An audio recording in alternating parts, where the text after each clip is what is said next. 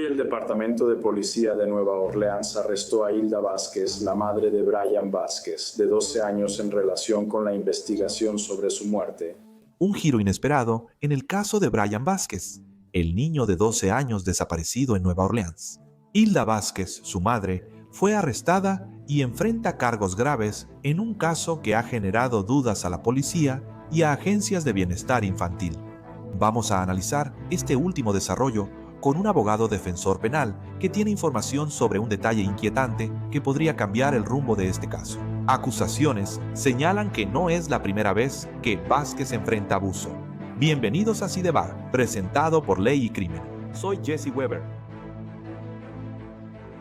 Se ha producido un avance importante en un caso que ha cautivado a Nueva Orleans por semanas. La madre de un niño de 12 años que desapareció el mes pasado y que luego fue encontrado muerto en una laguna, ahora ha sido arrestada y llevada ante un juez. Ella enfrenta cargos graves. Ahora, para entender cómo llegamos aquí, tienes que regresar al principio de esta historia muy triste. La mañana del 14 de agosto de 2025, Brian Vázquez, de 12 años, desapareció de su casa. Esto fue en el pueblo de La Este, en el barrio de Nueva Orleans. Brian es importante mencionarlo, no verbal, neurodivergente y especialmente vulnerable. Su familia dijo que la última vez que lo vieron fue dentro del cuarto de su hermana, pero para finales de esa mañana ya no estaba. La última vez que se le vio fue en la grabación del timbre de la puerta de este vecino, aparentemente solo con un pañal y deambulando sin supervisión. Luego siguió una angustiante búsqueda de 12 días, donde vecinos, voluntarios y la Armada Cajún recorrieron la zona con drones de sonar y aerodeslizadores. Incluso la policía se movilizó, ya que fue un caso muy grande. Acabo de estar en CrimeCon y hablé con varias personas sobre esta situación porque, ¿qué ocurrió? Se reveló que pasaron 5 horas entre que la madre de Brian reportó su desaparición y cuando la Departamento de Policía de Nueva Orleans inició la búsqueda activa. Esa es la acusación. En conferencia de prensa, la superintendente Ann Kirkpatrick reconoció que la demora fue excesiva y que Asuntos Internos investigará lo ocurrido. Y luego, el 26 de agosto, fue cuando todo cambió. Ahí fue cuando llegó la peor noticia imaginable. Equipos de búsqueda hallaron restos de Brian en una laguna cerca de su casa. Días después, el forense de la parroquia de Orleans determinó que Brian había muerto por traumatismo contundente causado por un caimán y por ahogamiento. Cazadores pusieron trampas para caimanes en la laguna y según Nueva Orleans, Louisiana.com, la oficina del forense dijo que uno de los caimanes atrapados fue disecado, hallando restos superiores de un humano. Las pruebas de ácido desoxirribonucleico confirmarán si los restos son de Brian. Es horrible y terrible. La investigación sobre cómo llegamos aquí se centró en el hogar de Brian, iniciando cuando las autoridades emitieron una orden de cateo para los celulares de la familia Vázquez. Y ahora ha terminado con el arresto de la madre de Brian, Hilda Vázquez.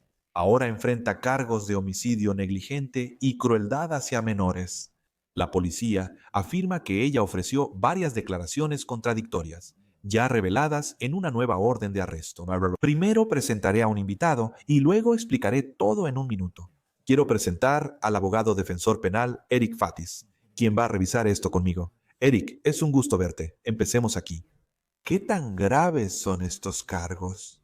Y también, en cuanto a la posible sentencia, obviamente son graves. Pero ¿qué tan graves son en términos de la posible condena? ¿De qué estamos hablando aquí?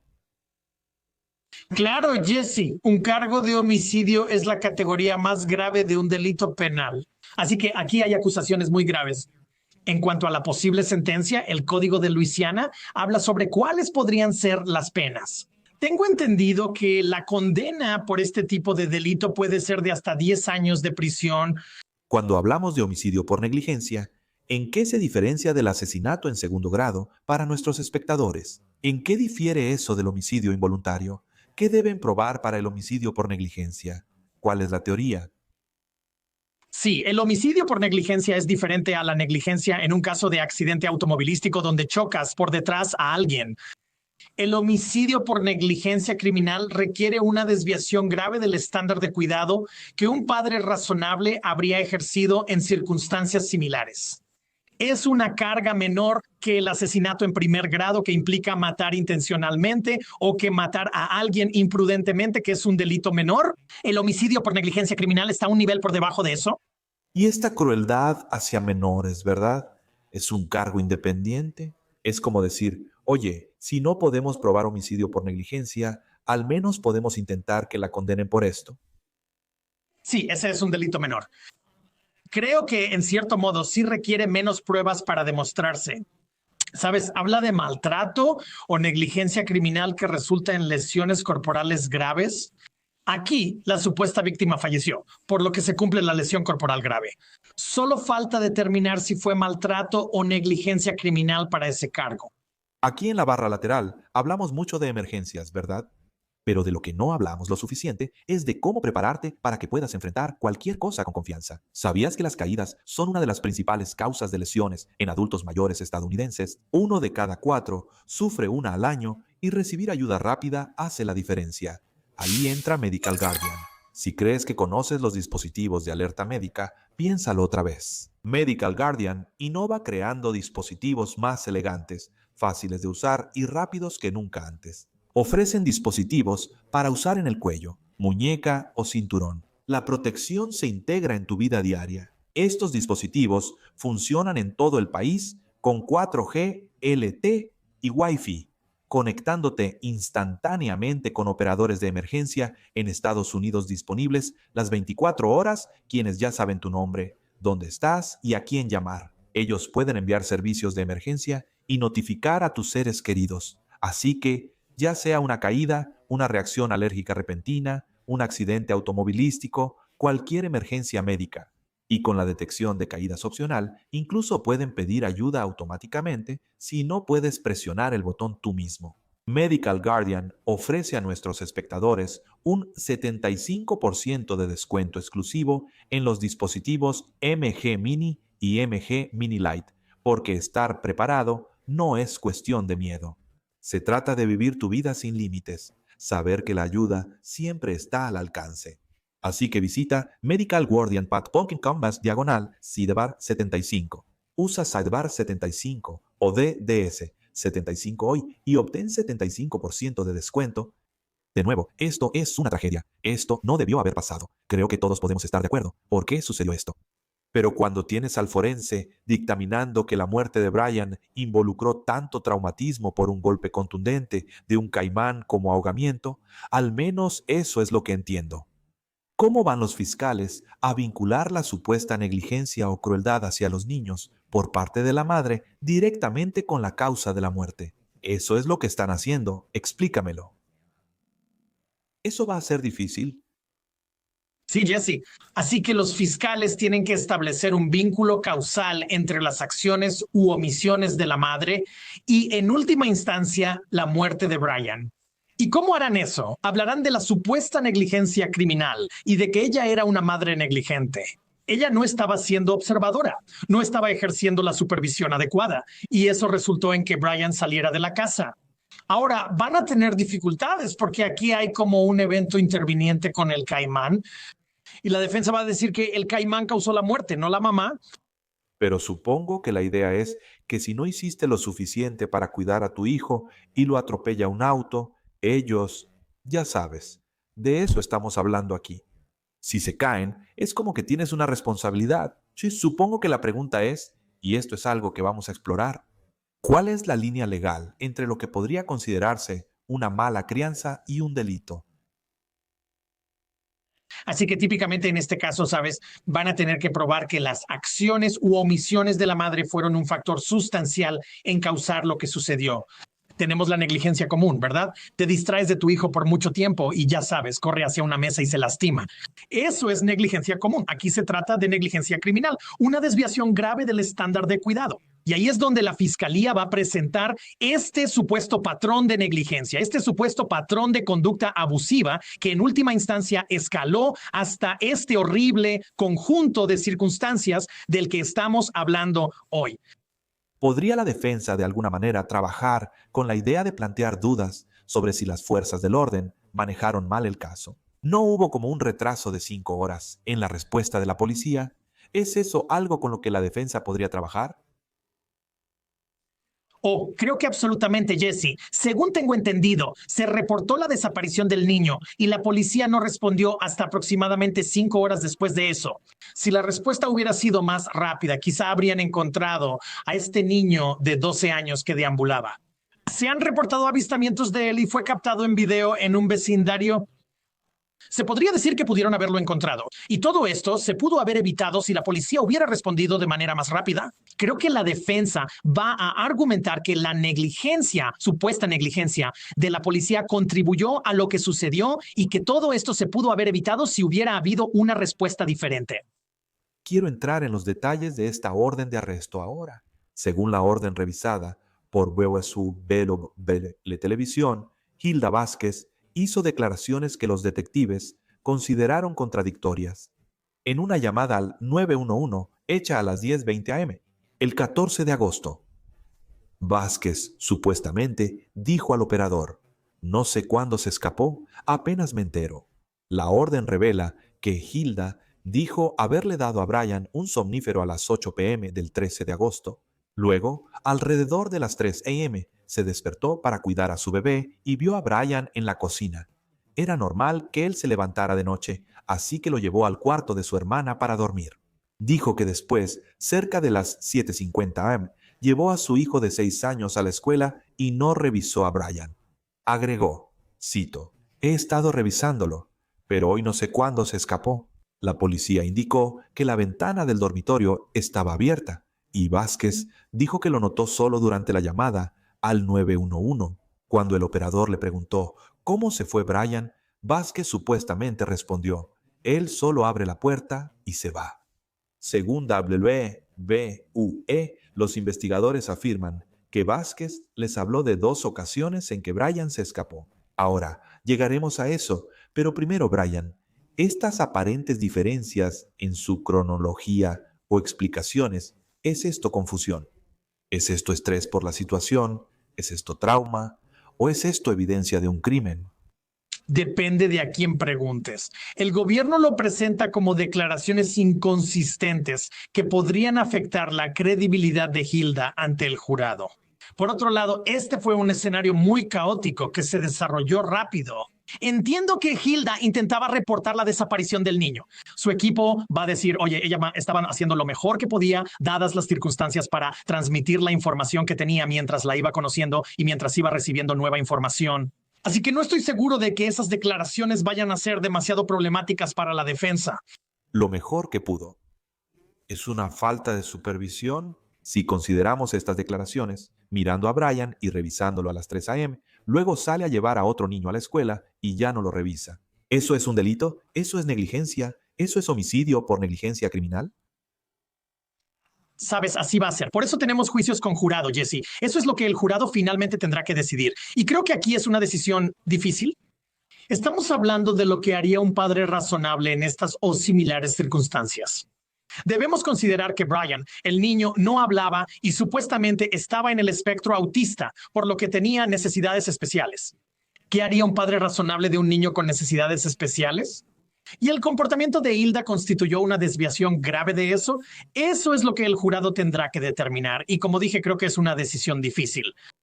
Y los investigadores dicen que ella les dijo que Brian ya se había escapado antes. ¿Cómo impacta eso el análisis? Así que eso va a influir en el estado mental de Hilda cuando todo esto sucedió. Sabes, el gobierno va a argumentar, oye, mira, este no fue un caso aislado en el que Brian salió sin que la mamá se diera cuenta por primera vez. Aparentemente esto había pasado 2 veces y supuestamente ocurrió muy cerca del momento en que Brian finalmente se fue y murió. Así que la fiscalía va a decir, oye, eso es una desviación grave del estándar de cuidado. Ella debió haber sabido que este niño tenía una tendencia a irse y salir sin supervisión y no tomó medidas razonables para evitar que le ocurriera algún daño a ese niño, sabiendo que él tiene una inclinación a hacer esto. Hablamos en la ley, especialmente sobre la previsibilidad en casos de negligencia, ¿verdad? Deberías haberlo sabido, deberías haber previsto las consecuencias, deberías haber previsto el peligro. Mantener la ventana, si estaba abierta, ¿cuándo te diste cuenta de que estaba abierta? ¿Ella debía mantener la ventana cerrada con llave? ¿Era previsible que él pudiera irse por ahí? Sabes, creo que era previsible que él pudiera haberse ido por la ventana. Si ella tenía una obligación legal de mantenerla cerrada con llave, es una cuestión completamente diferente. Y, sabes, no hay ninguna ley que esencialmente diga, oye, si tu hijo sale de la casa una vez, tienes que asegurarte de que todas las ventanas estén cerradas con llave. Sin embargo, el jurado podría considerar en su análisis qué medidas razonables pudo tomar esta madre para prevenir esto, dado lo que sabía sobre el comportamiento de su hijo. ¿Sabes? Y es razonable pensar que ella pudo haber puesto cerraduras en esas ventanas, pero no lo hizo. Y ahora aquí estamos. Según WBUE, que revisó la orden de arresto, Hilda Vázquez dijo a la policía que el 1 de agosto, en su casa anterior, los oficiales hallaron a Brian desnudo bebiendo agua de una zanja de drenaje. 3 días después, un vecino lo halló deambulando y lo llevó a casa. Según la policía, ese segundo incidente no se reportó. Después de recuperar el cuerpo de Brian, los detectives investigaron al Departamento de Servicios para Niños y Familias, el Departamento de Servicios para Niños y Familias, sus registros y descubrieron hallazgos aún más preocupantes. Los documentos judiciales señalaron que cuando Brian tenía solo 3 meses, fue hospitalizado con fractura de cráneo, hinchazón cerebral, piernas rotas, hemorragias retinianas y pulmones perforados, lesiones descritas como no accidentales. Vázquez fue arrestada, condenada por crueldad a menores y luego se declaró culpable de un cargo menor. Años después, hubo más reportes. En 2022, el Departamento de Servicios para Niños y Familias investigó otra vez por supuesta falta de supervisión de Vázquez hacia Brian y sus hermanos. Y ese mismo informe señaló que Brian tenía rasguños en el cuerpo. Los detectives indicaron en la orden que durante la investigación surgieron señales claras de negligencia criminal infantil. Por la falta de protección y supervisión de Vázquez, Brian sufrió graves daños al salir de la residencia y entrar al agua. Eric, ¿cómo impacta eso su caso? Sabes, seguramente la fiscalía va a hablar de un supuesto patrón de negligencia aquí, un patrón de falta de supervisión. ¿Eso se permitirá? ¿Un juez lo aceptaría? Sí, es una pregunta importante, Jesse, porque el incidente ocurrió cuando el niño tenía 3 meses, hace mucho. Eso fue hace 12 años. Creo que un juez dirá que es demasiado inflamatorio y perjudicial y no está lo suficientemente relacionado con lo que pasó. Sin embargo, el incidente de 2022 creo que es un problema para la defensa, porque lo que muestra es que cuando ella no supervisa a este niño, él sale y se lastima. Y ese es exactamente el conjunto de circunstancias que ocurrió en 2025, lo que finalmente llevó a la muerte de ese niño. Sí, y esa es la parte, ¿verdad? Si se permite, ¿no hace eso increíblemente difícil para un abogado defensor argumentar que esto fue solo un accidente totalmente trágico e imprevisto? Ella no tuvo ningún papel en eso en absoluto. Si el juez permite esto, Definitivamente lo hace. Creo que la defensa podría argumentar que ser padre es difícil y más aún con un hijo con necesidades especiales. Y probablemente todos los padres han dejado a su hijo sin supervisión durante algún periodo de tiempo a lo largo de la vida de ese niño y ese niño sufrió algún tipo de lesión, ya sea menor o de otro tipo. Entonces, ya sabes, esa falta de atención temporal hacia ese niño constituye una desviación grave. Podría ser negligencia, pero es negligencia criminal, es decir, una desviación grave de lo que haría un padre razonable. Esa es la clave y dependerá de cómo el jurado interprete la crianza razonable. ¿qué papel juega el Departamento de Servicios para Niños y Familias en una investigación o enjuiciamiento penal como este? No estoy tratando de echar culpas, pero si se determina que hubo una falla por parte del sistema de bienestar infantil al no intervenir antes, si sabían de los riesgos y no hicieron más. Y sé que están limitados. Siempre hablamos de las limitaciones que tienen para actuar. Y sabemos que siempre existe el objetivo de mantener la unidad familiar. Pero ¿cómo es eso? Algo con lo que tal vez la defensa podría trabajar. No estoy seguro de qué tan útil sería para la defensa. ¿Cuál sería el argumento? Sería algo como que los servicios de protección infantil no protegieron lo suficiente a este niño de esta madre terriblemente negligente que Al final carecía. de supervisión. y lo que resulta en el Niño se lastime otra vez. Supongo que el argumento sería que fue una serie de eventos realmente desafortunados, pero claramente no pensaron que se estaba cometiendo un crimen, ¿verdad? ¿O no pensaron que llegara al nivel de que el niño necesitara ser retirado? Esta era solo una madre abrumada. No lo sé. Claro, creo que es un punto válido. Y creo que la defensa puede presentar eso como, oye, mira, si hubiera un patrón serio de negligencia que estuviera poniendo en riesgo a este niño, ¿por qué el organismo responsable de tomar esa decisión le devolvería el niño? La razón por la que devolvieron al niño es porque no observaron nada demasiado alarmante, ninguna desviación grave de un estándar de cuidado de una crianza razonable. Ellos no vieron eso, y ellos son los expertos en mantener a los niños a salvo de los padres. Devolvieron al niño porque pensaron que el niño estaba seguro. Por cierto, no la estoy defendiendo de ninguna manera. Solo estoy tratando de hacer algunos argumentos legales y tratar de entender hacia dónde van a ir. El 7 de septiembre, el Departamento de Policía de Nueva Orleans informó en conferencia que Vázquez fue arrestada y registrada en el Centro de Justicia de Orleans. Hoy, el Departamento de Policía de Nueva Orleans arrestó a Hilda Vázquez, la madre de Brian Vázquez, de 12 años, en relación con la investigación sobre su muerte. La señorita Vázquez fue detenida hoy, domingo 7 de septiembre, y ha sido acusada de crueldad en segundo grado hacia un menor y homicidio negligente. Este fue un caso emocional y realmente traumático, no solo para la comunidad, la familia, sino también para nuestros propios oficiales y cada oficial que estuvo ahí. No fue un momento fácil para nadie. Y de nuevo desearíamos que el resultado hubiera sido diferente, pero no es el caso, pero tenemos que seguir adelante y buscar justicia para Brian. Esto es importante señalar. Los líderes del departamento describieron sus acciones como parte de un patrón, no como un error aislado. Todo esto ha sido parte de un patrón de comportamiento por parte de la madre. Esta no es la primera vez que Brian ha sido víctima de algún tipo de trauma o de algo que consideramos negligente. Así que todo esto es un patrón y todo está establecido en la orden judicial. Ha habido un patrón tanto de negligencia como de abuso durante los 12 años de Brian, y por eso creemos que podemos probar que ese patrón de negligencia y abuso llevó a una lesión grave o a un dolor y sufrimiento indebidos de su parte. También hablaron sobre el Departamento de Servicios para Niños y Familias, su participación y si alguna vez Brian fue retirado del cuidado de su madre. Sabemos que cuando la señorita Vázquez fue arrestada y condenada por abusar de Brian, él tenía 3 meses de edad. Ella le provocó fractura de cráneo, piernas rotas y pulmón colapsado. En ese momento él fue retirado del hogar. Y luego, en algún momento después de eso, el Departamento de Servicios para Niños y Familias lo devolvió al hogar. Y eso, obviamente, es parte de la información con la que estamos trabajando junto con nuestros socios de Departamento de Crianza Familiar, pero eso está en segundo plano. Eso está en nuestra orden de cateo. Lo siento, en nuestra orden de arresto se indica que ella tenía esa condena previa. Hubo un periodo en el que él fue retirado del hogar.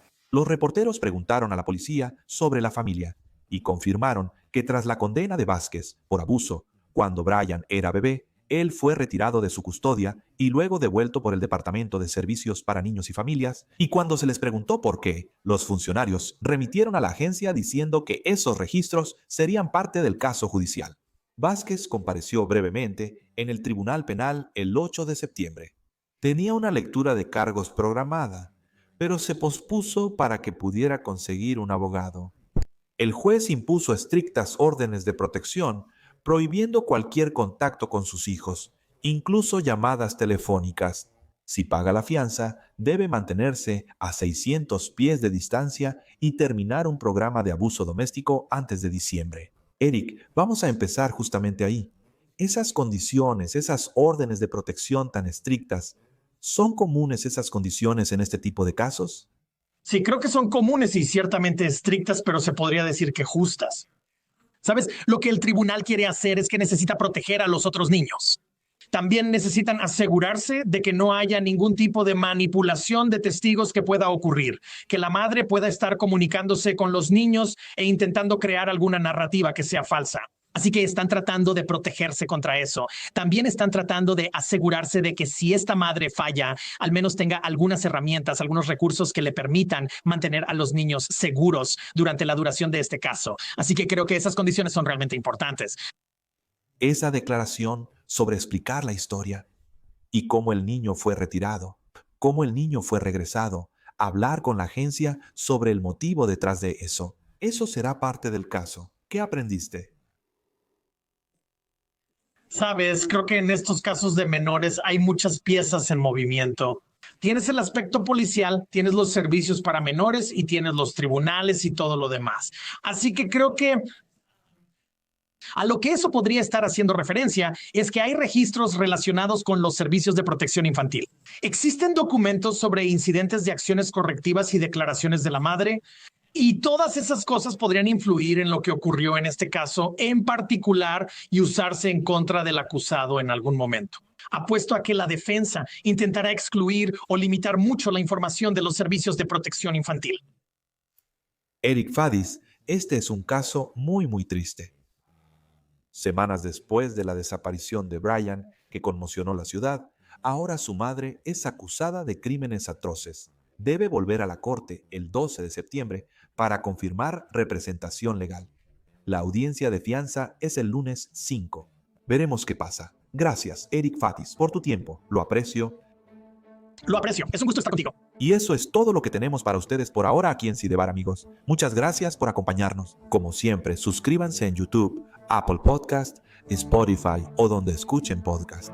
Síganme en Instagram, X. Soy Jesse Weber. Nos vemos la próxima vez.